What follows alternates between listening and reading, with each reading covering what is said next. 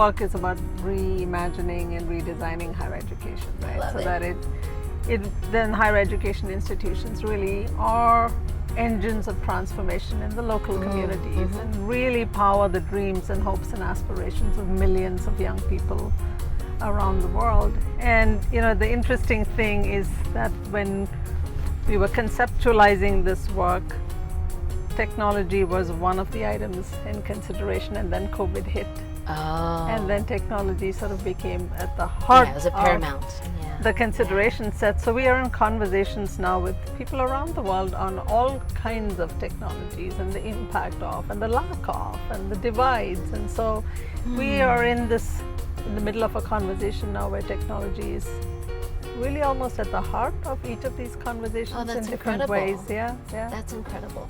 Do you see that mostly from a learning perspective, or what are the angles by which that technology becomes part of the conversation? So teaching and learning certainly was the spark because of COVID. Okay. But now that people have moved away from the crisis, people are stopping to think about, okay, in what other ways can technologies help? It's not just teaching and learning, but how might we digitize the operations of an institution? How might we bring tools to help with student engagement? Yeah. How might we create tools that allow learners who historically were not involved, bring them into the institution?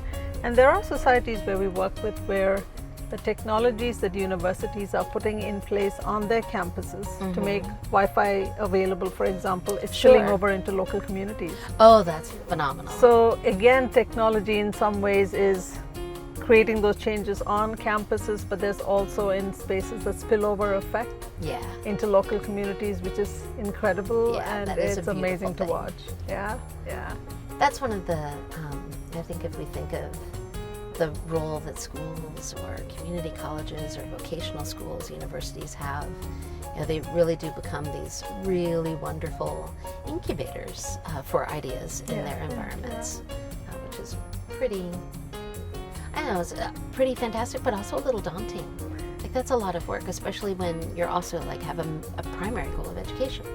It is daunting because there are a lot of places that we are at where there really isn't a technology infrastructure in society as a whole that people can draw from. So we see places where our students here are drone technology and Waymo and AI, and they are just sort of on the cutting edge of these possibilities. And then we are in places where people don't have electricity and access to basic Wi-Fi. They don't have access to devices. And even in those spaces, we see people sort of with mobile phones now. So, technology is finding its ways in. But it also is a very stark wake-up call as we move around the world that there are huge differences between the have and have-not communities. And so as we make advances in technology, how might we do some of these things in a way that allows some of those communities to leapfrog? Right? And so it's not the most expensive version of the technology, but what is the most user-friendly, accessible version of these technologies that some of these communities can have access to, because the world is moving so fast in this connected, knowledge sharing, rapidly advancing ways. And I always sort of have that place in my heart for those that don't have the means to get there. It's not that they don't have the intelligence capabilities, innovative talents. It's just that they don't have the structures and the tools.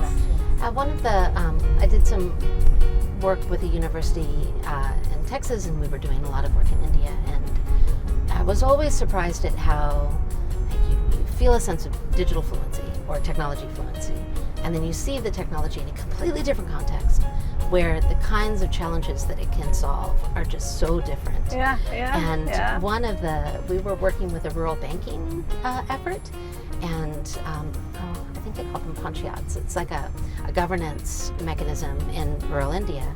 And so talking to leaders of these panchayats to try to understand, I hope I got that right, to understand exactly how do you introduce the technology, and then what can it actually do.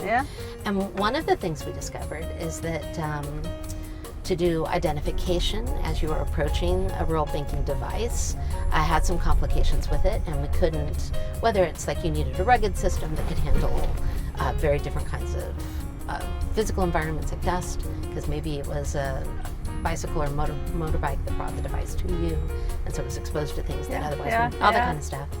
And then as part of that, we learned that like RFID chips created as really elegant necklaces. How interesting. Very interesting. Were kind of a way to both create a like private form of identification. Oh, that person approached fast. Yes, indeed. They just rolled right by. Yeah, so they had created these really beautiful, almost like a little teardrop with an RFID chip in it that you could wear beneath your sari, or out if you wanted to, but really quite elegant. And I don't know that we would have ever thought of that, because it's like pay to tap, right? Or even my phone, I can just run my phone, so it's or watch it. So it's not. I wouldn't have thought of solving the challenge in the same way. Yeah, that's the inspiring part, right? That humans are problem solvers. Right, And, right. you know, it may not look the same way. So talking about India, somebody sent me a video last week about a classroom in Bangalore.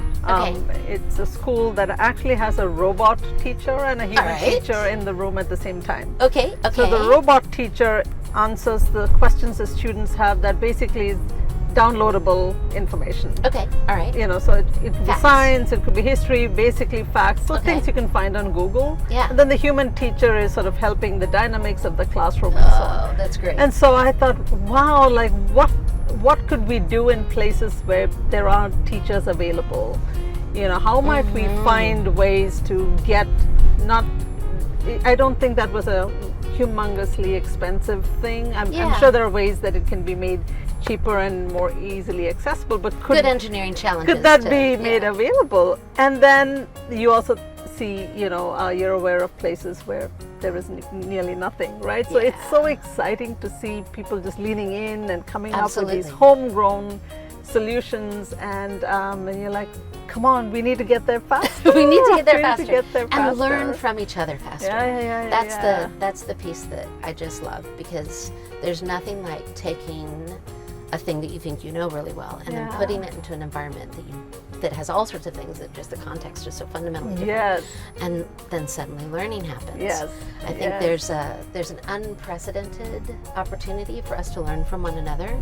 In terms of, and then applying these, you know, both understanding how that fits into a culture and how it fits ethically. Right. You know, so the thing that sort of worries me the most about sort of generative AI and this idea of learning from is that it's learning from an existing pool of digitally available knowledge, right? It's, you know, it that's could the be resource at hand. English-based, it's primarily Western knowledge, and so I think about what about all the knowledge systems that are not available for the AI to learn from, right? There are, you know, if you just look at thousands of years of human history, we've produced knowledge that's embedded in our languages. Little languages, big languages, languages that are dying. There's knowledge in our cultures, there's knowledge in our communities, there's knowledge in the place, and those knowledges are not available for the AI systems to learn from. So I think about, are we going to lose, you know, all of the richness of human knowledge that exists in communities and languages and systems and places that even today are not accessible to us? But if the tools are going to learn from one foundation, and if we say in 10 years, 15 years, sort of AI generated content becomes sort of the primary foundation for learning, is that content going to miss a whole suite of things that humans have known, because what it learned from was what was digitally available and learnable today. So that worries me as you think about so you think about, you know, indigenous communities, local communities. There's so much wisdom about the planet, about how to be with each other, how to learn, and that's all not knowledge that's available to the AI tools to learn from. So I worry about what will get left behind, and so you know, what we will miss out which is a design challenge, right? Like, how do we? It's a great design challenge. How do we which think is a about our great partnerships? challenge. And how do we think Yeah. about when we have the opportunity to find ways to put the technology in the hands of someone? Like, how do we then learn back? One of my Norwegian colleagues was telling me about a word in Norwegian. I think the word is tiltro, and the word roughly translates. We don't really have an English phrase for it, as a kind of trust in institutions. Yeah. And we were talking about this because, frankly, I think that's a challenge for us right now, is trusting institutions. But they have a word that specifically enables the conversation around it. And that's what's wonderful about being able to have not just a homogeneous, I mean, it's great for training systems so that those systems can have a rigorous baseline understanding. Then the glorious thing would be putting them into those other environments and learning from them. That's where we get the real lessons. You know, I wonder about, you framed it as a design challenge, and I think it is really a design challenge. What would it look like if we brought some of these people, either knowledge holders from places that are not technologically savvy to the table, even as these things are designed? So there's a way to think about, okay, so if the tools are available, then they get to do something with it. But what if they were at the table, even as these tools are being designed, to say, how else might we think about from the these ideation things, place? Right? I love it. Minu, this has been delightful. Oh my gosh, I could ride with you all day. I know. Waymo, we want to go to Flagstaff.